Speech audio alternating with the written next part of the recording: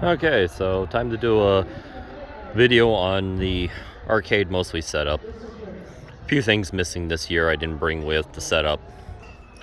So let's do a quick walkthrough. So I'm at Nuclear Winter. Some of the other camps and stuff going on. Skullfield Drifters. Some random guy walking, very suspicious. Yep, somebody carrying a cup in their hand and a Coke in the other. So right now they're doing some activities over there.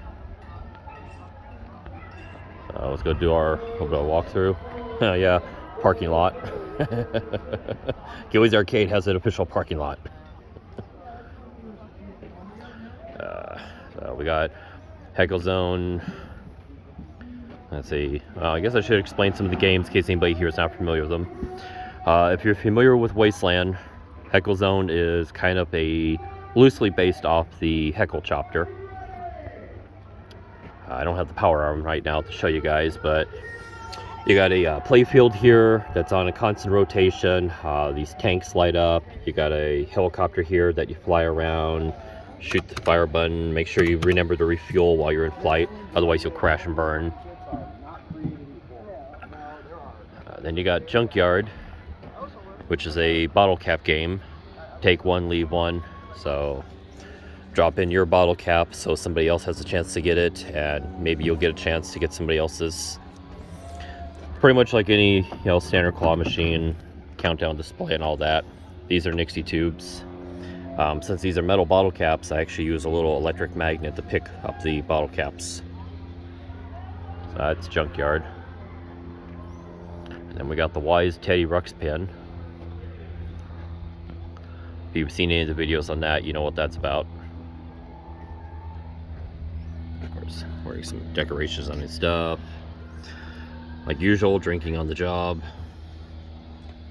Oh well. And then we got the Ghillie's Arcade Bar, which used to be a coffin once upon a time. Haven't had anybody sign it this year. And of course, you got this game. If you're not familiar with this one, you got rope on each side. Place a steel ball inside the flaming skull. Follow one of the lines. Avoid all the poles, and you want to get up to the top. Different tribes and groups I know, let them throw stickers on there. And then you got the Barter Claw Machine. Originally a 1989 Challenger claw machine.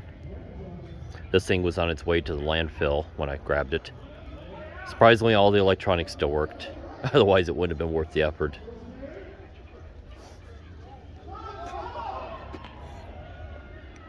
So, and how this one works is, since it's a barter game, bring me something you like. If I decide I like it, depending on how much I like it, you get a handful of tries. If I really like it, I'll just open the cage and let you take the item. Unless you still want to play it. Then you can play it. I'll still let you take it. I still have to finish the theme on this one. A lot of my stuff's inspired by either Fallout or Wasteland Weekend. This is being slowly themed to represent something out of Waterworld. It's going to be eventually called the Smoker's Loot Cage. And then you got the Nuka-Cola slot machine. And don't have the arm on this one to crank. It's just a push button system. So put in your token, push it down in, system lights up, push the button here, all the wheels start turning. If you win something, the 3 Nuka-Cola bottles up top light up, and something might fall out of the bottom. And then just the Nintendo system. I forget the year on this little portable TV that got fixed up. Uses a Raspberry Pi and plays Saturday morning cartoons. It's got, I forget how many hours of stuff on there. A friend of the arcade, his name is Hatter, he set that up for me. And then one of the full-size upright arcade cabinets. This one's got a 60-in-1 combo board. Then you got the Neo Geo from the early 1990s. I think this one was actually 1990. I forget the year. So, and I have Metal Slug X for it, Puzzle Bobble, and King of Fighters 2003. This one soon here is going in for a major overhaul because the body on it's not doing so good. So, but I will be keeping it original TV tube. I want it to be, if you want to have that experience of playing on an upright arcade cabinet from the early 90s, this is the one. And then this one's a custom built arcade cabinet. Everything. It's running on a Raspberry Pi. It's got about 500 games in there. Pretty wide variety.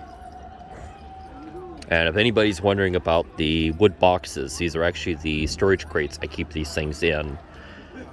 Also works out good for transporting. And then you got some jackass eating on top of my other machines. Luckily, they're still in their crate. So these are my Pachinko machines. I didn't even bother to set them up yet, so it is what it is. They'll be up for Neo. I got like 5 of those things, but I'll probably have the 3. So, if anybody has any questions, suggestions, maybe even wants to help out for Neo, let me know. This is a tour of Ghillie's Arcade.